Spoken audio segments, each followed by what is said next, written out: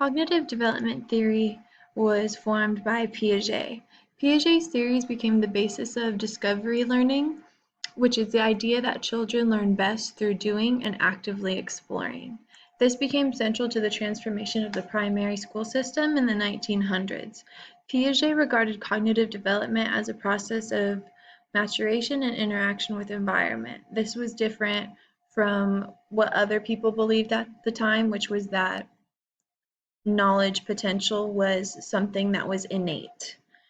He believed that a person's knowledge could grow and that it wasn't something that was fixed or biological. Piaget described his work as genetic epistemology, which is the structural properties of intelligence. This has to do with his idea of schemas. We'll touch on that in a moment.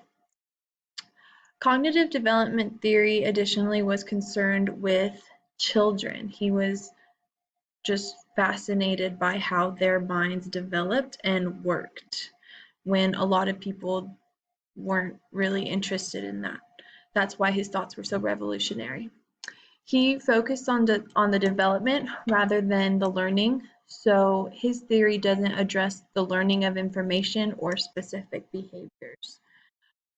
Cognitive development theory is segmented into different stages, which are marked by qualitative differences rather than gradual increase in number of complexity of behaviors, concepts, or ideas. So everyone moves through the same stages at more or less the same rate, but it's pretty relative.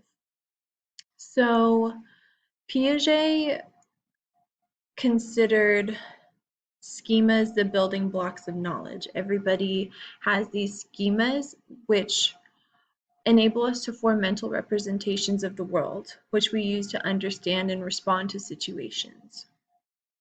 These schemas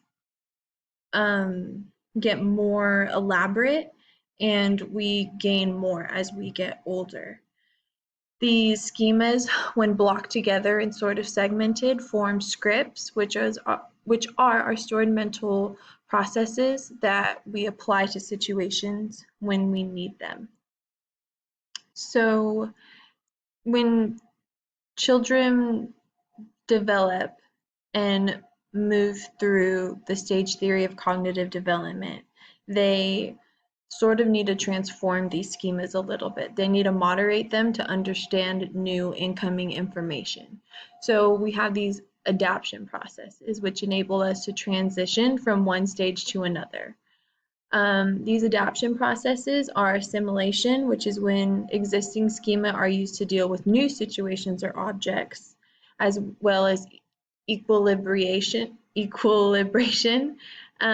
which moves our development along, and we move from being at equilibrium to experiencing disequilibrium.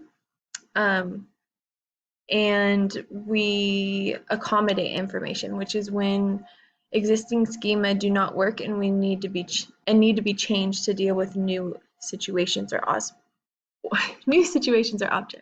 So we move through these four different stages as we take in new information and as we move through the stages of cognitive development.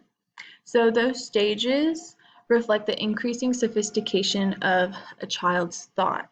The first stage, which everybody is born into, reflects the increase is the first stage is the sensomotor stage, which is highlighted by object permanence, recognizing that something still exists even if we don't see it.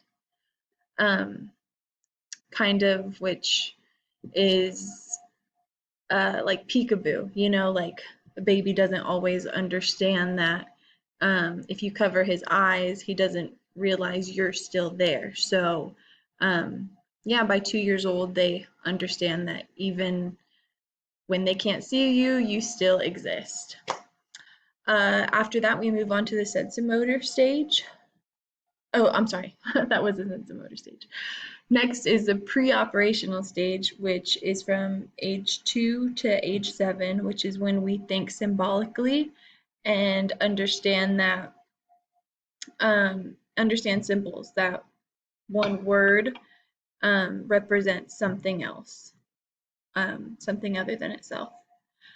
After that, we move on to concrete operational stage, which is from 7 to 11 years old, which is when we start to think logically and operationally. And lastly, the stage that takes us into an adulthood and that we remain in is formal operational stage.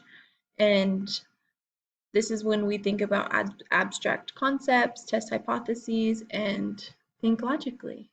So that is all. Thank you.